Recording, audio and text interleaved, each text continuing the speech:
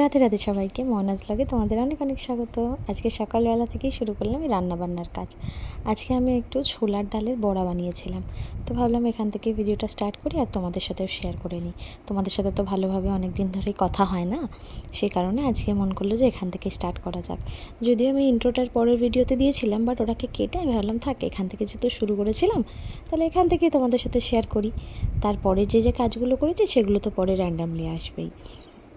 তো এই বড়াগুলো দিয়ে ভাত খেতে খুব ভালো লাগে। এখানে একজনের জন্য আমি আমাদের ওখানকার মতো সবজি কি বানাবো কি না বানাবো আমি না ঠিক একটা বুঝে উঠতে পারি না।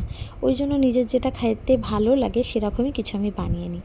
সকাল সকাল ওরা সবাই অফিসে চলে গেছিলো, টুকিটাকি কাজবাজ গোছানো আছে, খুব একটা এলোমেলো নয়। সবাইকে পাঠিয়ে দিয়ে যেই জিনিসপত্রগুলো আমার লাগবে সেইগুলোকে আমি আমার কাছে রাখছিলাম, আর যেগুলোকে ধুতে হবে সেগুলোকে আলাদা করবার চেষ্টা করছিলাম। লোক এখানে ছিল, তো সেই জন্য আমি সময় মতন করে কোনো ডেলি ব্লগ দিতে পারিনি। তো চেষ্টা করব আজকে আমি সারাদিন কী করছি বা সারাদিন আমার কী কেমনভাবে কাটছে সেটা আমি তোমাদের সাথে শেয়ার করার। চলো সাথে থাকো, দেখতে থাকো। আর আপাতত আমি রান্না বসিয়েছি, তো আমার ভাত হয়ে গেছে রান্না। এবার আমি ডালের বড়া করছি, এটা হয়ে যাওয়ার পরে তারপর আমি ডাল সিদ্ধ বসাবো। আর বাড়িতে আর আপাতত কেউ নেই, কারণ দাদা আর সবাই অফিসে বেরিয়েছে, ছোটো মাও প্লটে গেছে। আর এখানে বিভৎস গরম, দেখলেই বুঝতেই পারছি আমি ঘেমে যাচ্ছি।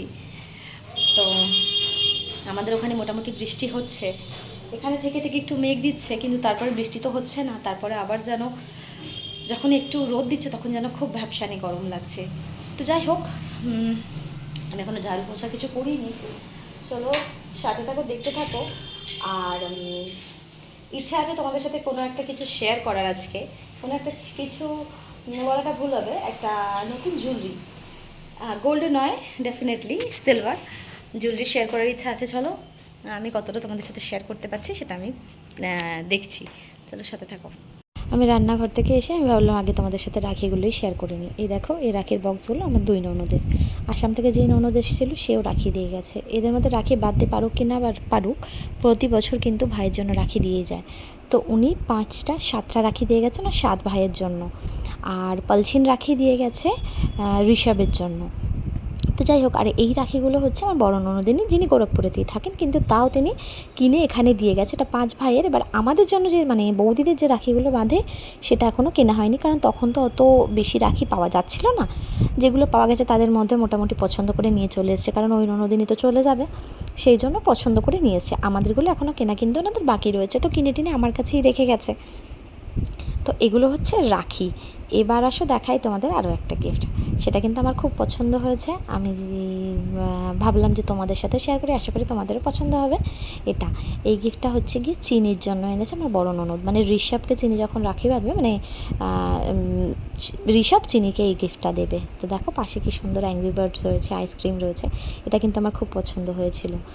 ওই যে আমার বড় ননদ ওই ছোটো ননদের সাথে গিয়ে অ্যাসপ্রা থেকে নিয়ে এসছে। আগের দিনে কিছু কিন্তু রাখির গিফটও ছিল। ছোটো ননদও একটা ব্রেসলেটই নিয়েছিল, 2টো ব্রেসলেট দেখিয়েছিলাম, তার মধ্যে একটা কিন্তু চিনির জন্য ছিল। আর বড় ননদ যখন আনতে গেছে তখন কিন্তু এইটা কিন্তু একটাই ছিল। বেশ পছন্দ হয়েছে। যাদের ভালো লাগবে আমাকে মানে আমার কাছে যদি জানতে চাও যে এটা কত টাকা দাম পড়েছে, তাহলে আমি কিন্তু তোমাদেরকে বলে দেবো। খুব একটা বেশি কিন্তু প্রাইস নয়, আর এটা কিন্তু রূপোর। এখানে অনেক অত্যাধুনিক অনেক নতুন ডিজাইনের জিনিসপত্র পাওয়া যায়, যেগুলো আমাদের ওখানে হয়তো মানে এমনি কিনতে পাওয়া যাবে। নর্মালি রূপোর ওরকম হয়তো অত সুন্দর জিনিস পাওয়া যায় না, আমি তো দেখিনি। তো যাই হোক, এইসব কাজবাজগুলো এইসব তোমাদেরকে দেখি। এবার আমি লাগলাম আমার কাজে, বহু সময় লেগেছে। এইটা হচ্ছে গিয়ে আমার খাদ্য ভাণ্ডার। এই খাদ্য ভাণ্ডারটাও এলোমেলো হয়ে গেছিলো, যদিও এখানে ওষুধ থেকে শুরু করে মাথা চুলের জন্য যে ওষুধ ব্যবহার করি সেগুলো সবই এখানে আছে।